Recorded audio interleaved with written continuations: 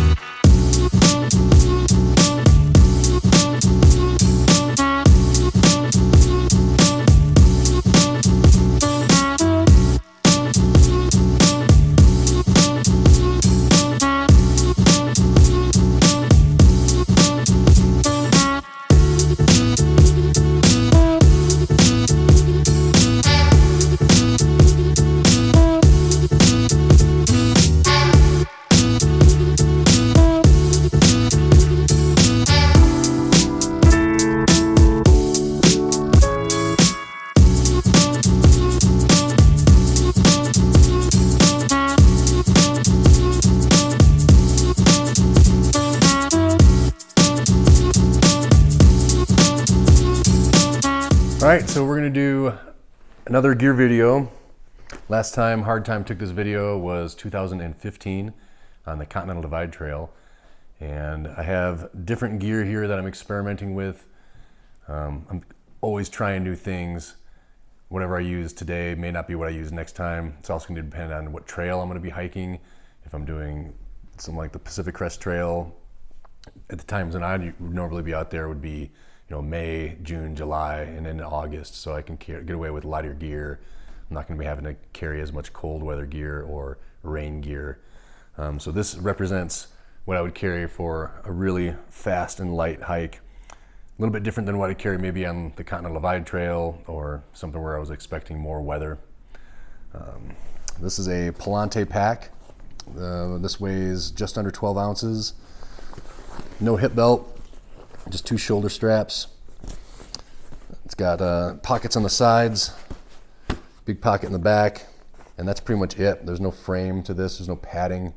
As you'll see when I start taking this apart, I use my gear for padding. Pulling it apart, got a water bottle. On the sides here, I use a empty peanut butter jar to soak my food instead of carrying a stove. That way I'm not carrying the pots and pans, the fuel, or the stove itself. I'm just soaking food as I go. So this is a umbrella. I'm going to be experimenting with this from mont'bell. This is a small collapsible umbrella with reflective material in the top. So for Pacific Crest Trail, Arizona Trail, places where it's really hot, you're getting a lot of sun, this is going to protect you like so, and in the rain as well. I've usually used umbrellas like this from Gossamer Gear, and this has been my old standby forever. I'm just experimenting with the mont'bell for now to see if it's strong enough. But yeah, I always bring an umbrella. It's good for the desert heat, and it's also good for when the rain comes down. So yeah, this is just an experiment. Coming into the pack, I carry my Pacific Crest Trail branded buff. Carry a little Ziploc bag with a little bit of toilet paper in there, and then an additional Ziploc bag so I can pack all that toilet paper out. I do not bury my toilet paper. I pack it out with me and throw it away. That's pretty important for leave no trace. You got a lot of people out there pooping. This supplements my smart water bottle. This is a 2-liter platypus. I got 7 tent stakes here for setting up my shelter. Titanium spoon for eating purposes. I have a small ditty bag here. This kind of keeps some of my smaller odds and ends organized from Yama Mountain Gear. A little penguin on there for bling. I carry things in here like my sawed-off toothbrush, mini Bic lighter, my really small compass, headphones, charger for my phone, small Visine bottle full of bleach for the rare times that I do treat my water. I'll put 2 drops per liter, but I rarely treat anything. Little mini Swiss Army knife from Gossamer Gear. Little Phoenix flashlight. This is the LD01. They don't make this anymore, but they make versions like this. This takes 1 AAA battery. Clips onto my hat brim if I need it. But when I'm night hiking, I like to carry my hand down low. Carrying at the waist level will illuminate the rocks and roots in your way, so you're not tripping as much, versus carrying something that's always on your head when you're hiking, because it kind of washes out the shadows. This is a tip I use for ultra running as well as hiking. So a little ditty bag there. And I started carrying a potty trowel. This does not weigh very much. It's 17 grams. And even though for years I would just use a stick to dig a 6 to 8 inch hole for leave no trace bowel movements, carrying this I think is gonna help people who maybe are not as well versed with leave no trace to be able to dig a proper hole. So I'm starting to carry this, which also doubles as a tent stake. And moving on into the bag.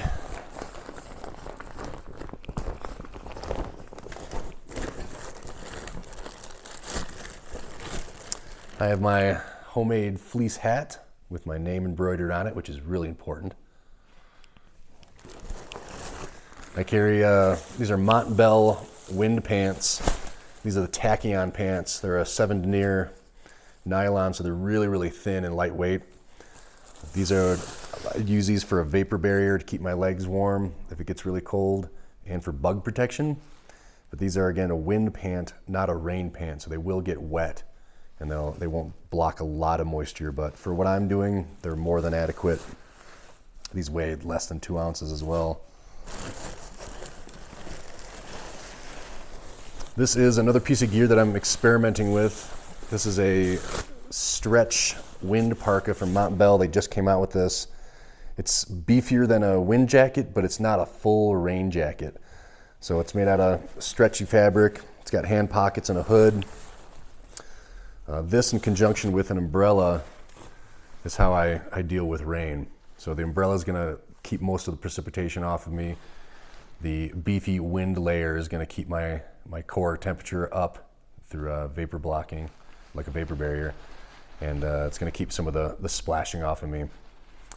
But this is something that I'm using for really fast and light when conditions allow. If I was gonna be out maybe on the Continental Divide trail where I'm gonna be exposed up at 10, 11, 12,000 feet for extended periods of time, I would bring something a little bit more substantial. This happens to be an OR Helium-2. mont'bell makes really good rain jackets. Patagonia does as well. There's a lot of options out there. This is just a little bit beefier than what I'd need for, say, the Pacific Crest Trail in May, June, and July. But that's something I might change up. A spare pair of socks. I prefer the Injinji socks. Keeps my toes from getting blistered. So I always carry a spare pair of those. This is polycryro or polycro, however you pronounce it. This is my ground cloth. So I'll put this underneath me to protect me from moisture in the ground. Gossamer Gear sells this. It's really cheap. It's really light.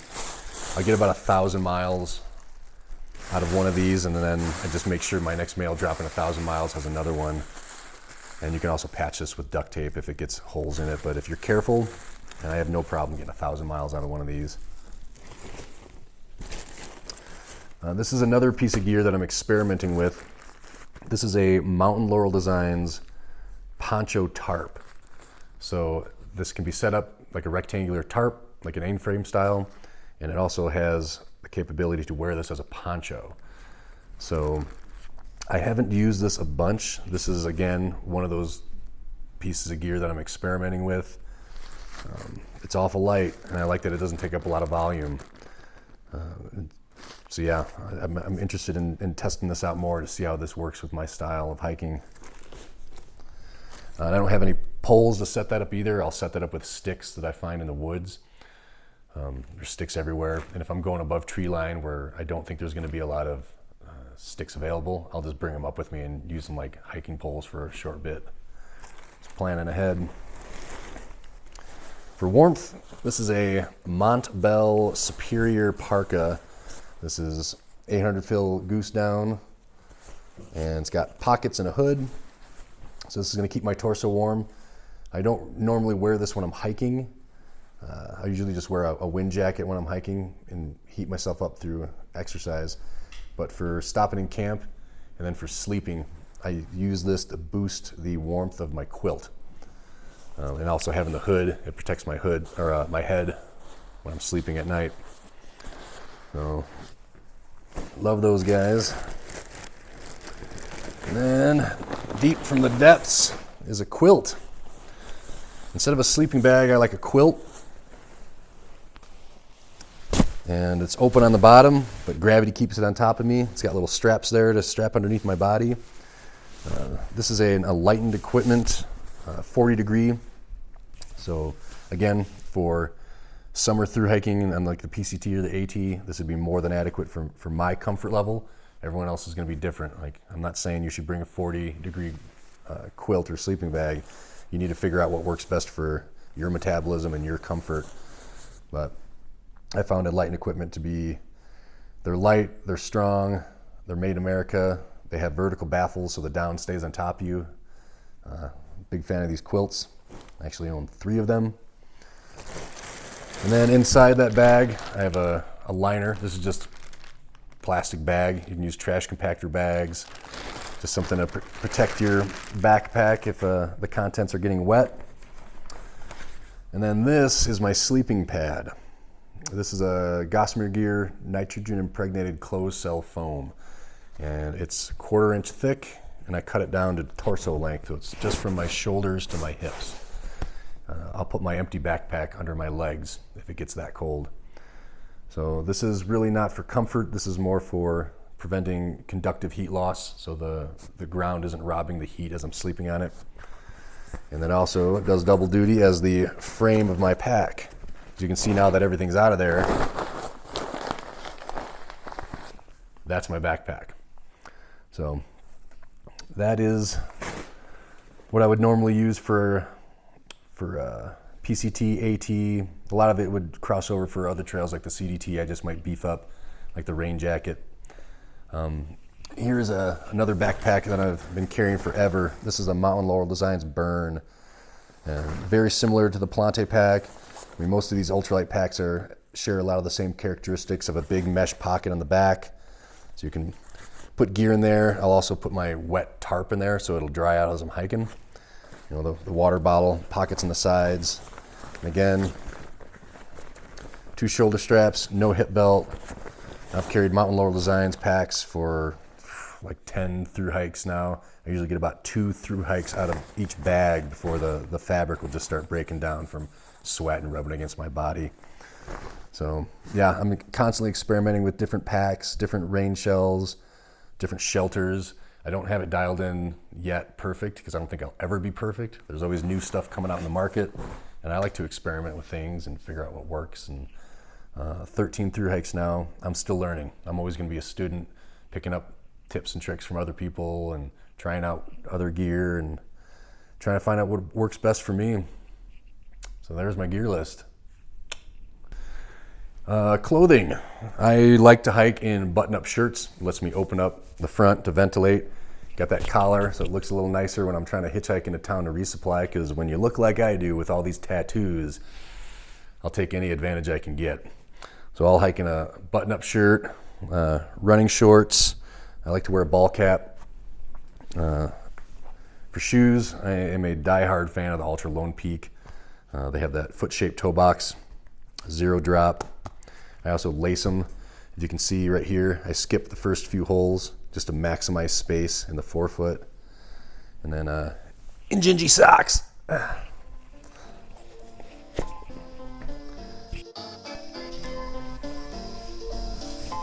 That's what I wear.